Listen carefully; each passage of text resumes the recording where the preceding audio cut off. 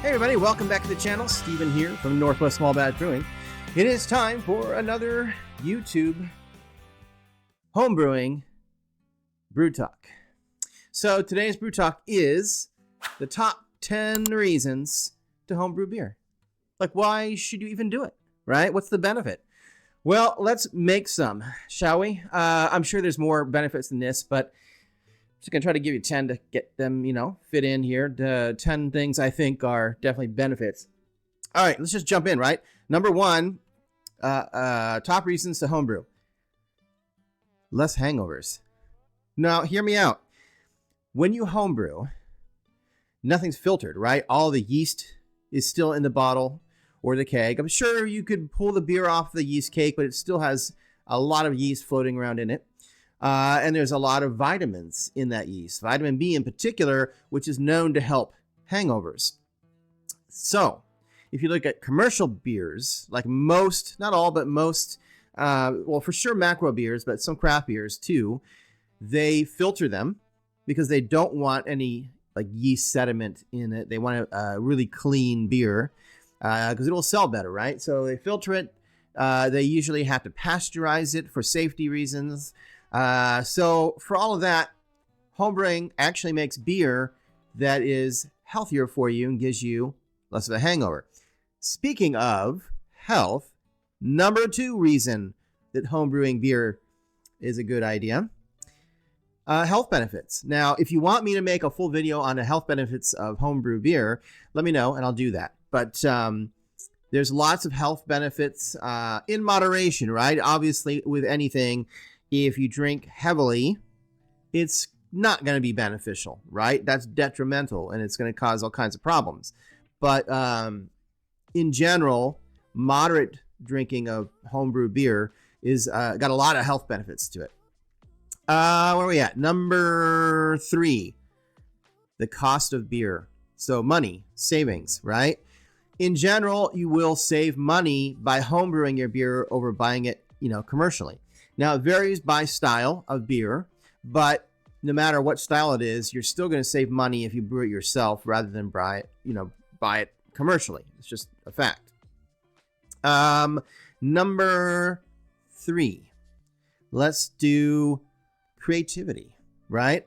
I don't think this can be overlooked. When you take the time to design your own beer and you make the beer and then you get the final result, there's definitely a benefit to that feeling of accomplishment, and creativity of being able to create something like that tastes good and honestly is just as good as a commercial variety. Speaking of variety, what are we up to? 5? Number 5, variety. So a lot of times you can only buy certain styles of beer in your market because they are only going to sell what sells, right? So if you're interested in trying beers that are not easy to find, that are not in your market, homebrewing is great because you can make any style you want, right? You can make any recipe you want. So it gives you unlimited opportunities to try every variety of beer that's out there. Number 6. This one's kind of debatable. Depends on how you do it, but I would say it's not a huge time sink for making beer.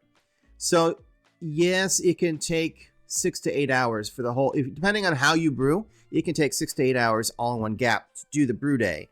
And then it's just a lot of waiting, right? But I have been able to cut out a ton of time by reducing the equipment that I use, so there's less to clean.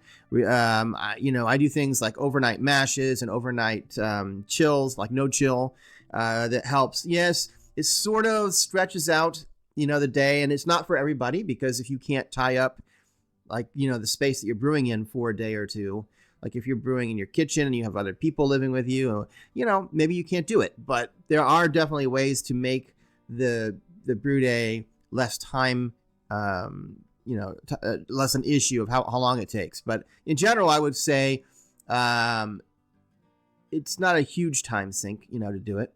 Number 7. Hopefully I'm on track here. I may have just jumped around on numbers. I don't know. Number 7, the ability to experiment. I mean, you can try, as I already alluded to, you can try any style of beer you want, right? So that's kind of cool. You can use any ingredient you want. So just because you're making a particular style of beer doesn't mean you have to follow the guidelines for that style to a T. It's your beer. You're homebrewing it. You're going to drink it. Experiment. Try what you want to do, make an amber ale, but use Kolsch yeast. I don't know. Like, do something different. What's the worst that could happen? You make a beer that doesn't meet one of the official styles. Hey, who cares? That's the whole point of homebrewing. And of course, there's techniques, right? You can experiment with different techniques, different brewing techniques and whatnot, and, see what works for you and see what doesn't, and make your own, determination. Where are we at? Number 8? Number 8, the social aspect. Homebrewing is a very social hobby. You'll have people that want to try your beer, especially if it's free for them. You'll have, there's a huge community of homebrewers and I have found in general that community is pretty open and understanding of different ideas. There's not a lot of vitriol in the community. A lot of times you'll find, like on social media and stuff, where people can get just downright nasty, right? They're behind keyboards where they think they're hidden and can't be seen, and you can't touch them or do anything about it. So they just spew out hatred and nastiness. But you don't see that so much in the homebrewing community. I'm not going to say you don't get a troll here and there, but in general, I think the homebrewing community is a pretty decent community to be part of. Everybody's after the same thing, making good quality homebrew, coming up with new ideas, new techniques, new ways of doing things, and sharing. That's the whole point of this channel, is sharing that information.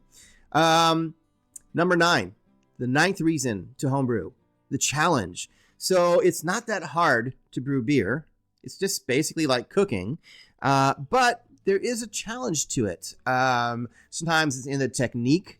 You have to use a specific technique in what kind of beer you're brewing. Sometimes it has to do with the fermentation process, but it's easy to have a brew day, but it's sometimes challenging to come up with a good beer at the end. So sometimes you make the same beer over and over again until you get it to where you want it. Something like that. So that's number 9. Number 10. So the final number 10 reason to homebrew beer, and I personally think this is the most important, for me anyway, quality. So at the homebrew level, we brew for quality. You use the best quality ingredients you can get because you're only making a small amount of beer. So you don't have to, you can spend a little bit more on really good quality products because you're not making huge quantities that you need to try to save money on to make, the most amount of money when you sell it. Whereas at the commercial level, they're after quantity, right? For the most part, they want to sell as much beer as they can and make as much money as they can. So you've got quantity over quality when it comes to the commercial level.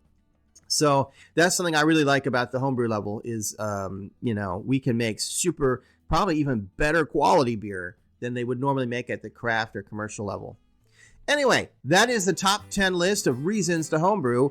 I know there's more, so make sure that you post a comment about what you think is one of the reasons to homebrew. I'll be back in another week, of course, with another video of some sort. And until then, keep on brewing.